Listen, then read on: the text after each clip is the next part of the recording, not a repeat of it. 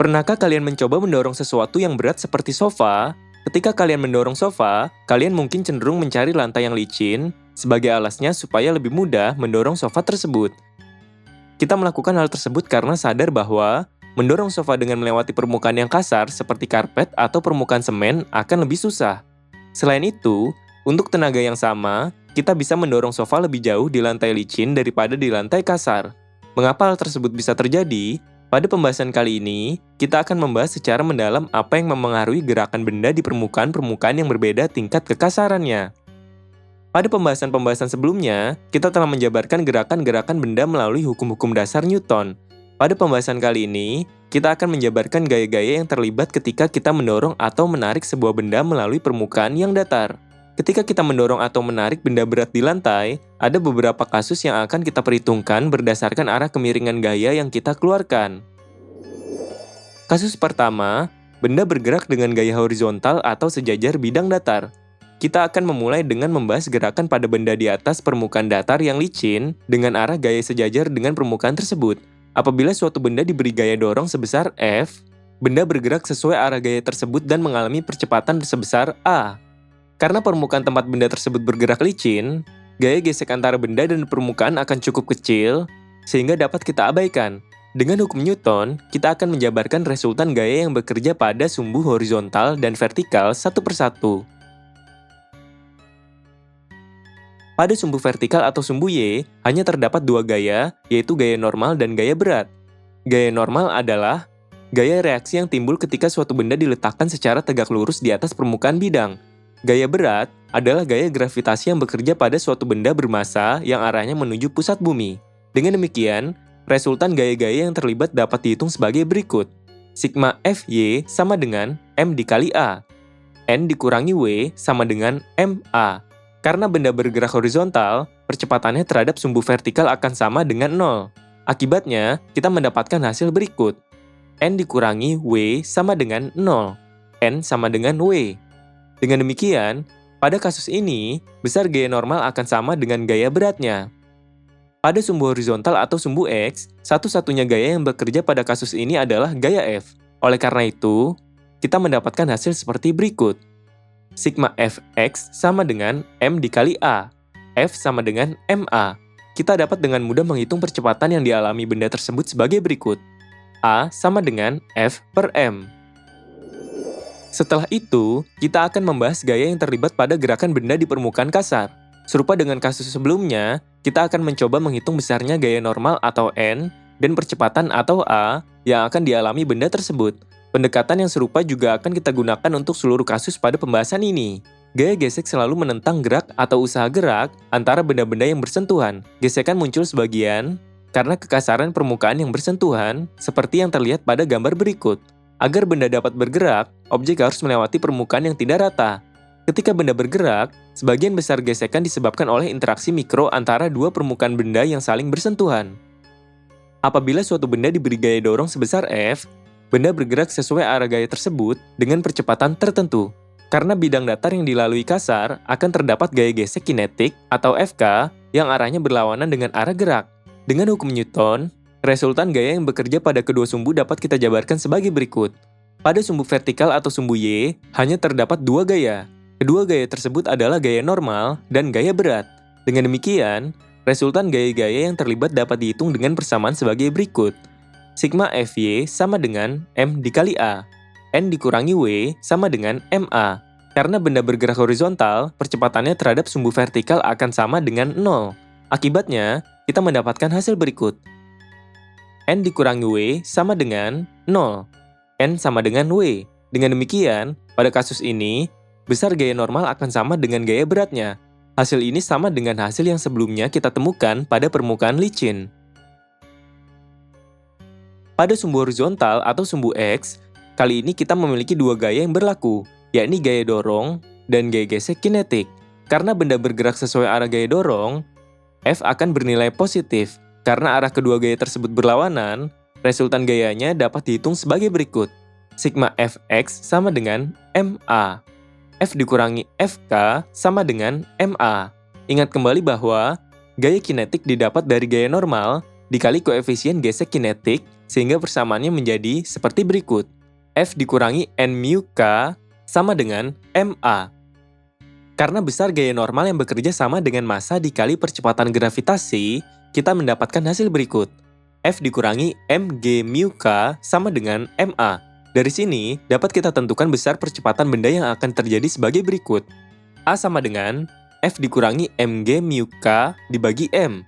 Terangannya, F adalah gaya dengan satuan Newton, Fk adalah gaya gesek kinetik dengan satuan Newton, W adalah berat benda dengan satuan Newton, M adalah massa benda dengan satuan kilogram, A adalah percepatan benda dengan satuan meter per second kuadrat, G sama dengan percepatan gravitasi dengan satuan meter per second kuadrat, mu K adalah koefisien gesek kinetik. Kasus kedua, benda bergerak dengan gaya miring ke atas. Pada kasus yang kedua, kita akan mempelajari benda yang bergerak dengan gaya yang mengarah miring ke atas, baik pada permukaan licin maupun kasar. Contoh kejadian yang mengakibatkan gaya gerak bekerja seperti ini adalah ketika kita menarik koper kecil. Pertama, kita bahas kejadian untuk bidang datar yang licin. Apabila suatu benda diberi gaya dorong sebesar F dan memiliki arah miring ke atas hingga membentuk sudut sebesar alfa terhadap arah mendatar, benda mengalami percepatan sebesar A. Selain itu, karena bidang datar yang dilaluinya licin, sehingga gaya gesek kinetiknya dapat diabaikan. Dengan hukum Newton, kita akan menjabarkan resultan gaya yang bekerja pada sumbu horizontal dan vertikal satu persatu. Pada sumbu vertikal atau sumbu Y, gaya yang bekerja adalah gaya normal, gaya berat, dan gaya dorong terhadap sumbu Y, yaitu F sin alpha, yang searah dengan gaya normal. Dengan demikian, resultan gaya pada sumbu vertikal atau sumbu Y dapat dihitung sebagai berikut. Sigma Fy sama dengan Ma. N dikurangi W ditambah F sin alpha sama dengan Ma. Karena benda bergerak horizontal, percepatan geraknya bernilai 0, sehingga gaya normal yang akan diterima benda bernilai sebagai berikut. N dikurangi W ditambah F sin alpha sama dengan 0. N sama dengan W dikurangi F sin alpha. Dengan demikian, kita mendapatkan gaya normal yang bekerja pada benda tersebut sebesar W dikurangi F sin alpha. Pada sumbu horizontal atau sumbu X, satu-satunya gaya yang bekerja adalah F cos alpha, sehingga resultan gayanya bernilai sebagai berikut. Sigma Fx sama dengan Ma. F cos alpha sama dengan Ma. Dengan demikian, percepatan benda yang terjadi dapat dihitung dengan mudah sebagai berikut. F cos alpha per M. Berikutnya, kita akan membahas kasus untuk benda yang bergerak dengan arah gaya miring ke atas pada bidang datar yang kasar. Apabila suatu benda diberi gaya dorong sebesar F dan memiliki arah miring ke atas hingga membentuk sudut sebesar alfa terhadap arah mendatar, benda mengalami percepatan sebesar A. Selain itu, karena bidang datar yang dilaluinya kasar, sehingga gaya gesek kinetiknya bernilai Fk. Dengan hukum Newton, kita akan menjabarkan resultan gaya yang bekerja pada sumbu horizontal dan vertikal satu persatu. Pada sumbu vertikal atau sumbu Y, gaya yang bekerja adalah gaya normal, gaya berat, dan gaya dorong terhadap sumbu Y, yaitu F sin alpha yang searah dengan gaya normal. Dengan demikian, resultan gaya pada sumbu vertikal atau sumbu Y dapat dihitung sebagai berikut. Sigma Fy sama dengan Ma. N dikurangi W ditambah F sin alpha sama dengan Ma. Karena benda bergerak horizontal, percepatan geraknya bernilai 0, sehingga gaya normal yang akan diterima benda bernilai sebagai berikut. N dikurangi W ditambah F sin alpha sama dengan 0. N sama dengan W dikurangi F sin alpha. Dengan demikian, kita mendapatkan gaya normal yang bekerja pada benda tersebut sebesar W dikurangi F sin alpha. Pada sumbu horizontal atau sumbu X, kini terdapat dua gaya yang bekerja, yaitu gaya dorong dan gaya gesek. Kedua gaya tersebut bergerak ke arah yang berlawanan, sehingga nilainya dapat dihitung sebagai berikut. Sigma Fx sama dengan Ma. F cos alpha dikurangi Fk sama dengan Ma. Ingat kembali bahwa gaya gesek kinetik didapat dari gaya normal dikali koefisien gesek kinetik, sehingga persamaannya menjadi seperti berikut. F cos alpha dikurangi N mu K sama dengan Ma. Kita dapat menyubstitusikan gaya normal sebesar N sama dengan W dikurang F sin alpha ke dalam persamaan sebagai berikut. F cos alpha dikurangi mu K dikali dalam kurung W dikurangi F sin alpha sama dengan Ma. F cos alpha dikurangi mu K W ditambah mu K F sin alfa sama dengan MA. Dari sini, kita mendapatkan besarnya percepatan yang dialami benda sebagai berikut. A sama dengan F cos alfa dikurangi W mu K ditambah mu K F sin alfa yang kemudian dibagi M. Kasus ketiga, benda bergerak dengan arah gaya miring ke bawah. Setelah mempelajari gerakan dengan gaya miring ke atas, kita akan mempelajari gerakan benda dengan gaya yang miring ke bawah. Contoh gerakan seperti ini adalah ketika kita mendorong kereta dorong atau benda lainnya dengan pegangan yang miring ke bawah. Apabila suatu benda diberi gaya dorong sebesar F dan memiliki arah miring ke bawah hingga membentuk sudut sebesar alfa terhadap arah mendatar, benda mengalami percepatan sebesar A. Selain itu, karena bidang datar yang dilaluinya licin, sehingga gaya gesek kinetiknya dapat diabaikan. Dengan hukum Newton, kita akan menjabarkan resultan gaya yang bekerja pada sumbu horizontal dan vertikal satu persatu. Pada sumbu vertikal atau sumbu Y, gaya yang bekerja adalah gaya normal, gaya berat, dan gaya dorong terhadap sumbu Y, yaitu F sin alfa yang nilainya berlawanan arah dengan gaya normal. Dengan demikian, resultan gaya pada sumbu Y dapat kita hitung sebagai berikut. Sigma Fy sama dengan MA. N dikurangi W dikurangi F sin alfa sama dengan MA. Karena benda bergerak horizontal, percepatannya pada sumbu vertikal akan bernilai 0, sehingga nilai percepatannya akan menjadi seperti berikut. N dikurangi W dikurangi F sin alfa sama dengan 0. N sama dengan W ditambah F sin alfa. Dari hasil ini, kita mendapatkan gaya normal yang berlaku pada benda tersebut bernilai W ditambah F sin alfa. Untuk sumbu horizontal atau sumbu X, hanya terdapat satu gaya yang terlibat, yaitu gaya dorong pada sumbu X atau F cos alfa. Dengan demikian, resultan gaya yang timbul bernilai sebagai berikut. Sigma Fx sama dengan MA. F cos alfa sama dengan MA. Dari sini, kita dapat dengan mudah menghitung percepatan yang dialami benda tersebut sebagai berikut. A sama dengan F cos alfa per M. Berikutnya, kita akan membahas gerakan benda ini pada permukaan kasar. Pada kasus ini, permukaan yang dilalui cukup kasar untuk menimbulkan gaya gesek kinetik atau FK. Dengan hukum Newton, kita akan menjabarkan resultan gaya yang bekerja pada sumbu horizontal dan vertikal satu persatu. Pada sumbu vertikal atau sumbu Y, gaya yang bekerja adalah gaya normal, gaya berat, dan gaya dorong terhadap sumbu Y, yaitu F sin alfa yang nilainya berlawanan arah dengan gaya normal atau N. Dengan demikian, resultan gaya pada sumbu Y dapat kita hitung sebagai berikut. Sigma Fy sama dengan MA. N dikurangi W dikurangi F sin alfa sama dengan MA. Karena benda bergerak horizontal, percepatannya pada sumbu vertikal akan bernilai 0, sehingga nilai percepatannya akan menjadi seperti berikut. N dikurangi W dikurangi F sin alfa sama dengan 0. N sama dengan W ditambah F sin alfa. Dari hasil ini, kita mendapatkan gaya normal yang berlaku pada benda tersebut bernilai W ditambah F sin alfa. Pada sumbu horizontal atau sumbu X, terdapat dua gaya yang terlibat, yaitu gaya dorong dan gaya gesek. Kedua gaya tersebut memiliki resultan sebagai berikut. Sigma Fx sama dengan MA. F cos alfa dikurangi Fk sama dengan MA. Ingat kembali bahwa gaya gesek kinetik didapat dari gaya normal dikali koefisien gesek kinetik, sehingga persamaannya menjadi seperti berikut. F cos alfa dikurangi N mu K sama dengan MA. Karena besar gaya normal atau N sama dengan W tambah F sin alfa, persamaannya menjadi seperti berikut. F cos alfa dikurangi mu K dikali dalam kurung W ditambah F sin alfa sama dengan MA. F cos alfa dikurangi mu KW dikurangi mu K F sin alfa sama dengan MA. Dari sini, kita mendapatkan nilai percepatan yang dialami benda sebagai berikut. A sama dengan F cos alfa dikurangi mu KW dikurangi mu K F sin alfa per M. Agar lebih memahami penerapan hukum Newton pada benda bergerak di atas bidang miring yang licin dan kasar, perhatikan contoh soal berikut. Harry menyeret kotak mainan dengan gaya sebesar 20 Newton dengan penarik mengarah miring ke atas dengan besar sudut 37 derajat dari permukaan tanah. Kotak mainan tersebut diseret melalui lantai ruang tamunya yang licin, kemudian diseret melalui halaman depan rumahnya yang berkerikil. Massa kotak mainan yang diseret Harry adalah 5 kg.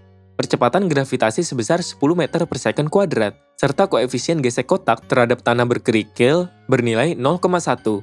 Hitunglah percepatan yang dialami kotak mainan saat diseret melalui kedua permukaan tersebut. Diketahui, gaya sama dengan 20 Newton. Alfa sama dengan 37 derajat. Dengan kalkulator, kita mendapatkan nilai sinus 37 derajat sama dengan 0,6 dan nilai kosinus 37 derajat sama dengan 0,8. Massa sama dengan 5 kg. Percepatan gravitasi sama dengan 10 meter per second kuadrat. Dan mu k sama dengan 0,1. Ditanya, berapa percepatan A saat kotak melewati lantai keramik yang licin, dan berapa percepatan A saat kotak melewati tanah berkerikil? Pada kasus ini, permukaannya cukup licin sehingga gaya geseknya dapat diabaikan. Oleh karena itu, satu-satunya gaya yang berpengaruh adalah gaya tarik yang dikerjakan Harry. Oleh karena itu, percepatannya dapat dihitung sebagai berikut. A sama dengan sigma Fx per M. Sigma Fx bernilai F cos alpha, sehingga persamaannya menjadi F cos alpha per M. Substitusikan nilai F sebesar 20 Newton, alpha sebesar 37 derajat, dan M sebesar 5 kg, sehingga menjadi 20 Newton cos 37 derajat per 5 kg. Nilai cos 37 derajat adalah 0,8, sehingga menjadi 20 Newton dikali 0,8 per 5 kg. Bagilah 20 Newton dengan 5 kg, sehingga menjadi 4 meter per second kuadrat dikali 0,8. Hasil 4 meter per second kuadrat dikali 0,8 adalah 3,2 meter per second kuadrat. Jadi, percepatan saat kotak melewati keramik yang licin sebesar 3,2 meter per second kuadrat. Setelah itu, kita dapat menghitung percepatan yang dialami kotak ketika melewati tanah berkerikil dengan persamaan berikut. F cos alpha dikurangi MA sama dengan mu k dikali dalam kurung W dikurangi F sin alpha. Nilai W sama dengan mg. Substitusikan nilai F sebesar 20 Newton, M sebesar 5 kg, mu k senilai 0,1, dan alpha sebesar 37 derajat, sehingga menjadi 20 Newton cos 37 derajat dikurangi 5 kg dikali A sama dengan 0,1 dikali dalam kurung 5 kg dikali 10 meter per second kuadrat dikurangi 20 Newton sin 37 derajat. Nilai cos 37 derajat adalah 0,8, hasil 5 kg dikali 10 meter per second kuadrat adalah 50 Newton, dan nilai sin 37 derajat adalah 0,6. 20 Newton dikali 0,8 hasilnya adalah 16 Newton. 20 Newton dikali 0,6 hasilnya adalah 12 Newton. Setelah itu, hasil 50 Newton dikurangi 12 Newton adalah 38 Newton. Hasil 0,1 dikali 38 Newton adalah 3,8 Newton. 16 Newton dipindah ke ruas kanan sehingga menjadi negatif 5 kg dikali A sama dengan 3,8 Newton dikurangi 16 Newton. Hasil 3,8 Newton dikurangi 16 Newton adalah negatif 12,2 Newton. Selanjutnya, negatif 5 kg dipindah ke ruas kanan menjadi A sama dengan negatif 12,2 Newton per negatif 5 kg. Hasilnya adalah 2,44 meter per second kuadrat. Dengan demikian, percepatan kotak ketika melewati tanah berkerikil sebesar 2,44 meter per second kuadrat. Poin-poin penting yang kita peroleh dari pembahasan kali ini adalah sebagai berikut. Ketika kita menggerakkan sebuah benda di atas permukaan yang licin maupun kasar, kita dapat melihat bagaimana gaya-gaya yang bekerja pada benda tersebut menggunakan hukum Newton. Pada pembahasan ini, kita membagi penjabaran diagram gaya berdasarkan arah gaya gerak yang diberikan terhadap benda. Pertama, arah gaya sejajar permukaan. Kedua, arah gaya miring ke atas. Ketiga, arah gaya miring ke bawah.